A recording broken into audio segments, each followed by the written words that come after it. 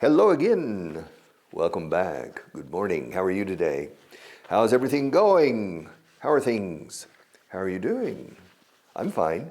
It's very early in the morning for English, don't you think? But it doesn't matter. Yes, life must go on. La vida ha de continuar. Life must go on, and life includes learning English. Yes. El español es un ser que nace y muere y entre tanto intenta aprender inglés. Okay. That's life. Yes, a Spanish, the definition of a Spaniard. A person who's born and dies, and in the meantime, tries to learn English. Okay. And I am the taskmaster. Se dice mucho task es tarea, el maestro de tareas. Pero, I'm the taskmaster. Yeah, with my whip. A bullwhip. Whip is una fusta o látigo, pero el látigo tipo Indiana Jones is a bull de toro. Látigo de toro, literalmente. Bullwhip. Whip. Bullwhip. And I have a bullwhip. Lo has visto. I have a bullwhip. Bam! It frightens people to go, wow. It's loud. It's loud. My parents gave me a bullwhip for my birthday or for Christmas when I was 8 years old or 9 years old. I don't remember if it was a Christmas present or a birthday present, but I spent time practicing. You know, it's a long whip. It's from here to the door. Yeah. And when people see it, it's in my office. And so people come into my office, and on the coat rack, Dios mío, no recuerdo la palabra perchero en inglés, perchero, on the coat rack, el rack de abrigos, the bullwhip is hanging. And people say, what's that? It's a bullwhip. Oh, yeah, Indiana Jones style. Wow. Do you want me to show you how to use it? You know how to use it? Sure. And what do you use it for? I said, for my teachers, para mis profes. Yeah. Really? Yeah. Everybody believes things I say, and so I take it and said, get away, move away. I said, aléjate un poco. And it scares them because it's very loud. I say, I get, wow, Dios mío. And so I have fun with my bullwhip. And whip. También es fustigar o dar latigazos, to whip. But whipped, con doble P-E-D, whipped cream, sea crema latigada, is nata, la nata, crema batida, vamos. Whipped cream. Los cocineros son muy crueles, ¿eh? Dan latigazos a la pobre crema. Whipped cream, baten la crema. Okay, whipped cream, all right. My God, I'm starting, this is program 966. I am degenerating. Okay, I can see. All right. Okay, expressions. Page 95. Page 95 at the top. To give someone a hand. Lo mismo en español. Bueno, en español no das una mano. Le echas a uno una mano. Que me puedes echar una mano. Yeah. ¿Por qué no dos? Why not two? But it's only one. And in English too, can you give me a hand? But to give a hand has two completely different meanings in English. Si quieres gastar una broma a alguien, if somebody says to you, hey, Marta, can you give me a hand? Sure. Darle un aplauso is to give someone a hand. Said, okay, ladies and gentlemen, let's give Jimmy a big hand. Yay, a great ovation. También ovación se dice en inglés, ovation. But to give me a hand, can you give me a hand? Es que me puedes echar una mano. Can you give me a hand? I need some help. Can you give me a hand? Come on, give me a hand. Échame una mano con el inglés. Te toca a ti aprender. Yo enseñar, pero aprende. Okay, come on, learn. Give me a hand. Help me out. Richard, ¿por qué dices out? También help me. But help me sería como socorre, auxíliame. Auxilio. But help me out is, dame una ayudita, ¿sabes? Come on, échame una mano en esto. I need your help. I need your complicity in the learning process. To give somebody a hand. Now, to give somebody a run for the money. 1 for the money and 2 for the show, 3 to get ready and 4 to go. 1 for the money, uno para el dinero o por el dinero. 1 for the money, 2 for the show, 3 to get ready and 4 to go. Strange expression. Strange song. 1 for the money, uno por el dinero, 2 por el espectáculo. 3 para prepararte y 4 para escopetão. 1 for the money, 2 for the show, 3 to get ready, and 4 to go. All right. But this is to give someone a run. Un recorrido. A run for the money, for their money. All right. Se lo pone difícil a alguien. I'm going to give her a run for the money. Se lo voy a poner. Un poco difícil. I'm going to give her a run for the money. I think he feels threatened as he knows the new girl could give him a run for his money. Creo que él se siente amenazado porque sabe que la nueva chica podría ponérselo difícil. Yeah. She's going to give him a run for his money. Yeah. Hey, hi, what's your name? My name is Hello. Hello? That's a funny name. All right. So, and to give someone, give me a straight answer. Darle a alguien, dame una respuesta recta, no torcida. Give me a straight answer. O sea, dame una respuesta clara. Come on, give me a straight answer. No des rodeos. Don't beat around the bush. Give me a straight answer. Don't beat around the bush. Batir alrededor del arbusto, curiosa expresión. To beat around the bush. To beat es ir dando batidas en el suelo, por ejemplo. Bam, bam, bam. To beat around the bush es dar rodeos. Y no contestar directamente. Give me a straight answer. Don't beat around the bush. Now, the expression to beat around the bush is very, very common. No vayas por los cerros de ube con esto. Dame una respuesta. Give me a straight answer. But to beat around the bush probably comes from the word bush. Significa arbusto, bush. But it also means monte bajo, bush country. The Bushmen in Africa, in the Kalahari Desert, the Bushmen. And to beat around the bush is dar batidas por el monte para asustar a los animales para una montería de caza. And so, to beat around the bush. And say, don't beat around the bush. Give me a straight answer. Get to the point. What's the problem? Give me a straight. Dame una recta respuesta. Give me a straight answer, okay? Give me a straight answer. And give me the heads up, eh? Adelante, para ello. Bien hecho. Adelante. Te apoyo. That's to give the heads up. Thumbs up también. This is my thumb. I have 2 thumbs. Pulgarcito, el personaje es Tomás Pulgar. Tom Thumb.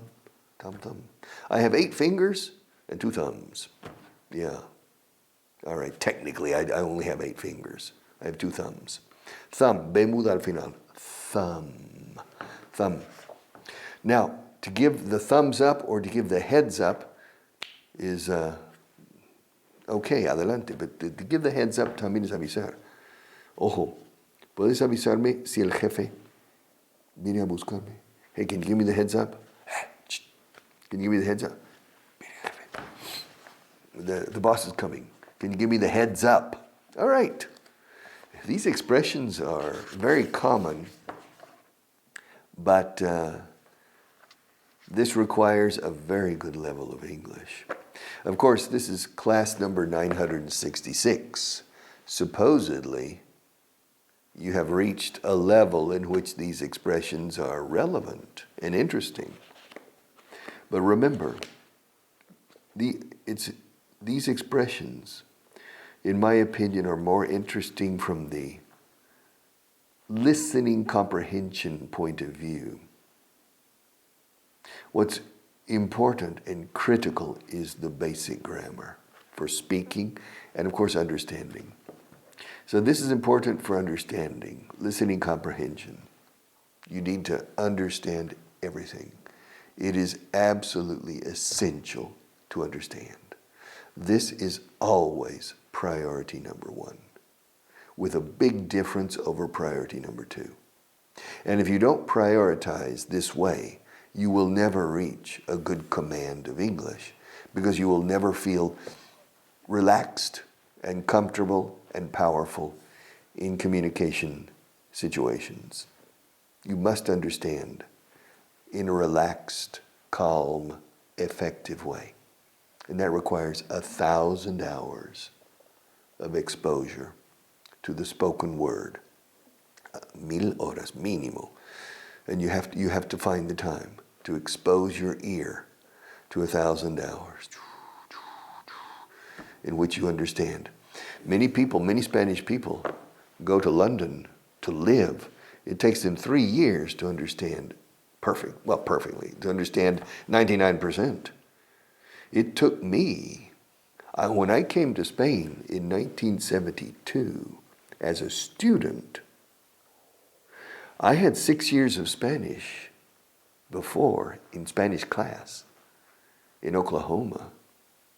And I came here and I could speak with very few problems, but I couldn't understand. It took me 7 months living here. I remember, we said, oye, creo que entiendo. That was in el mes de marzo, I think. Eran 7 meses. In my first year in Spain, it took me 7 months living here. And I spent most of my time around Spanish-speaking people, not around my compatriots, no, Spanish-speaking people. It took me a long, long time to understand. So you have to expose your ear. And it includes many expressions. Yes, many expressions. In Spanish, you have many, many expressions that are necessary to understand. No te des por vencido. Yeah. La moral está por los suelos. The expressions. ¿Qué hay? ¿El suelo has dicho que hay algo en el suelo? No, la moral. Pero los suelos en general, okay? So it takes a long time to learn a language. All right. Gain fluency. Gain fluency. All right, how much time do we have, Marta? Oh, wow, cool. We have a lot of time. All right, page 52, paragraph 443. 443. The third paragraph on page 52. Eso lo empecé ayer. Okay. It took my daughter forever. It took my daughter forever. Tardó una eternidad mi hija. Y mi hijo también. It took my daughter forever to learn to ride a bike. Yes, a bicycle. Bicycle. I must have spent a year running along with her, holding the bike and trying to convince her to start pedaling on her own. Pedalea. Voy a soltar y quiero que... Okay. Come on. All right. So, it took my daughter forever to learn to ride a bike. Okay. It took my daughter forever to learn how to ride a bike. Podemos insertar el how también. Pero cuando dices no, el how is obligatory. My daughter knows how to ride a bike now. She knows how. But it took her forever to learn how, or to learn to ride a bike. I must have spent. Claro. Debí pasar, o seguro que pasé. I must have. Debí haber pasado. Seguramente pasé. Debí pasar. I must have spent. ¿Cuánto? I must have spent a year running along with her, con ella, a lo largo del trayecto con ella, running along with her, holding the bike,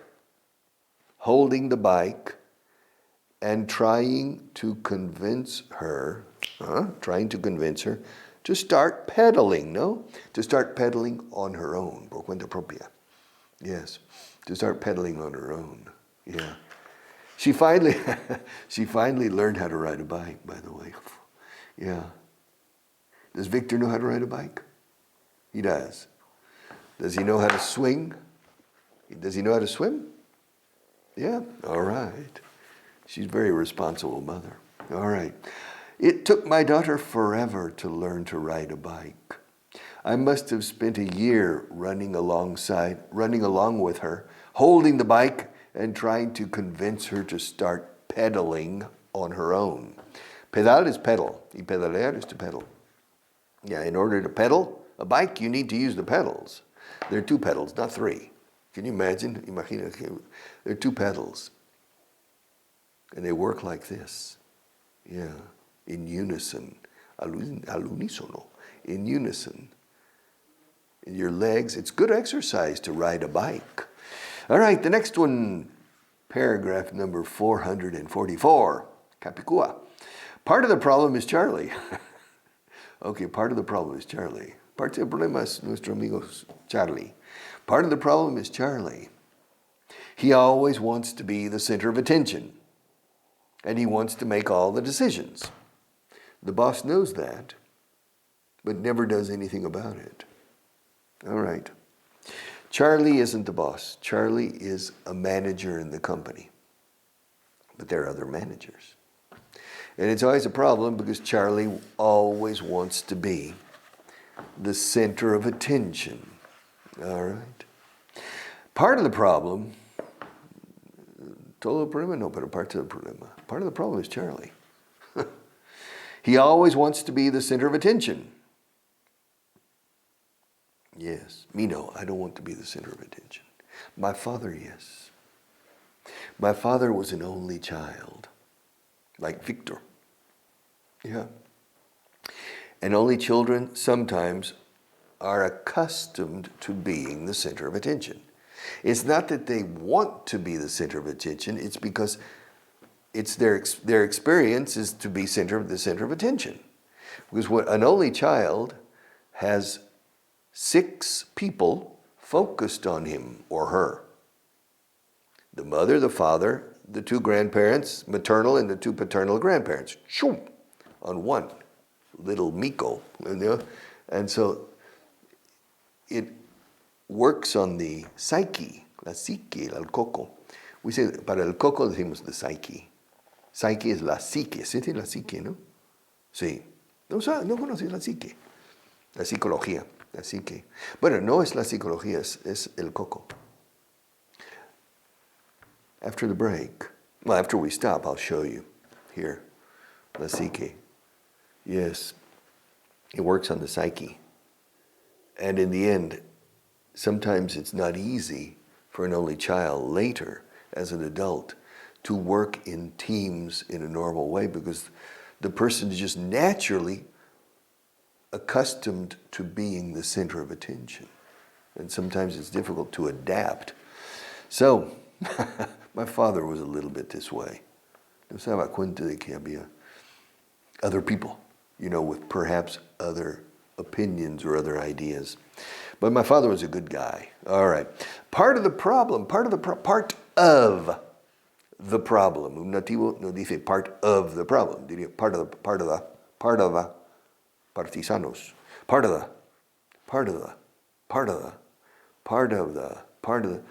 Muchos británicos decían, part of the problem. Part of the problem is Charlie.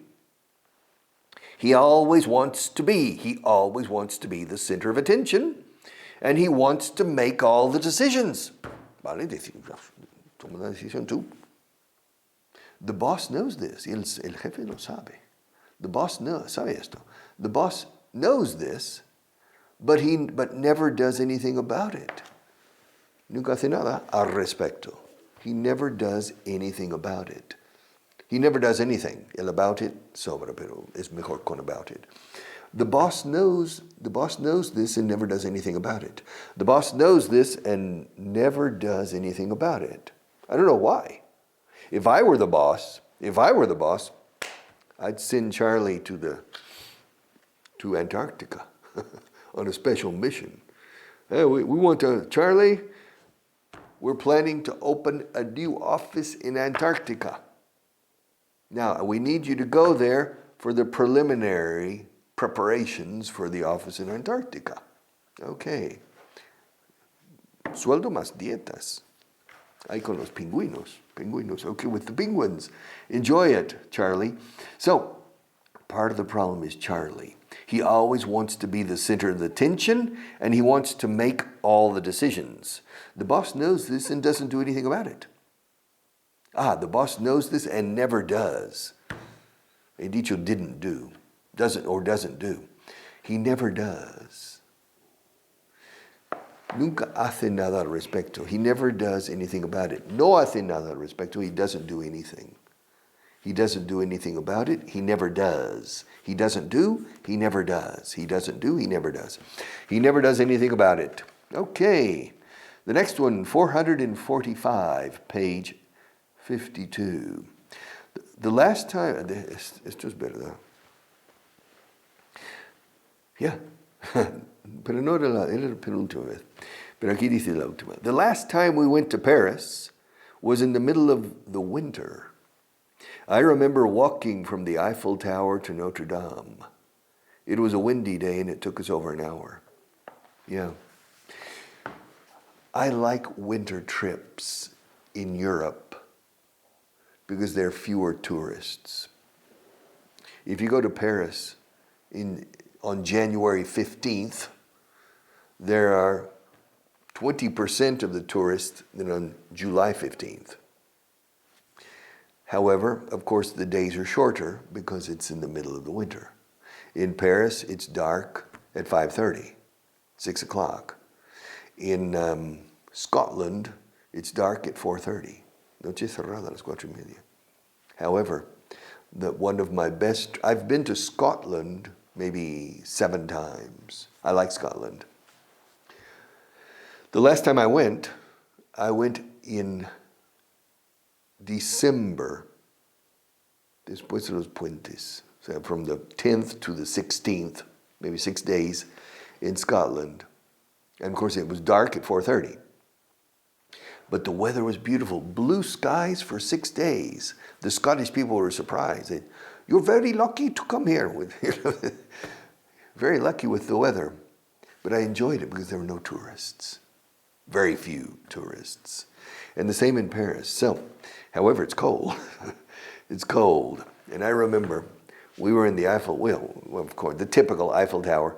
And then we crossed the river and then walked about 3 kilometers or 4 kilometers to Notre Dame, the cathedral. And it was windy. And the temperature was about 2 degrees or something. 2 degrees and windy and humid. And we were walking against the wind. All right. And so that's why I wrote this paragraph. The last time we went to Paris, the last time we went, the last time that we went. That is opcional. La última vez que fuimos. La última vez fuimos, o sea, saltamos el que en inglés, normalmente. The last time we went to Paris was in the middle of the winter. I remember walking from the Eiffel Tower to Notre Dame. It was a windy day, and it took us over an hour. It was a windy day, and it took us, ello nos llevó, o sea, el viaje, la caminata. It took us over an hour, more than an hour. Notre Dame, Nuestra Dama, Nuestra Señora, Notre Dame. Now, there's a very important Catholic university in the United States called Notre Dame. It's located in South Bend, in Indiana, in a small community called South Bend. recodo sur, sureño, recodo sur. Now bend, I'm bending my arm. I'm trying to bend the pencil. To bend is doblar. Pero también es recodo un río, the bend, a bend. South Bend sería recodo sur de un río, en esa zona de Indiana, South Bend. And the university is Notre Dame. However, American people, it's a very famous university, especially for football, for sports. People say Notre Dame, Notre Dame, not Notre Dame. But it's funny because un grupo de estudiantes en Notre Dame, Estados Unidos, han visitado Notre Dame en París. Uno diría, a group of students from Notre Dame visited Notre Dame, changing the pronunciation of the cathedral in comparison to the university. I saw a group of Notre Dame students in Notre Dame. But I'm out of time. Time flies, eh? Already? See you tomorrow.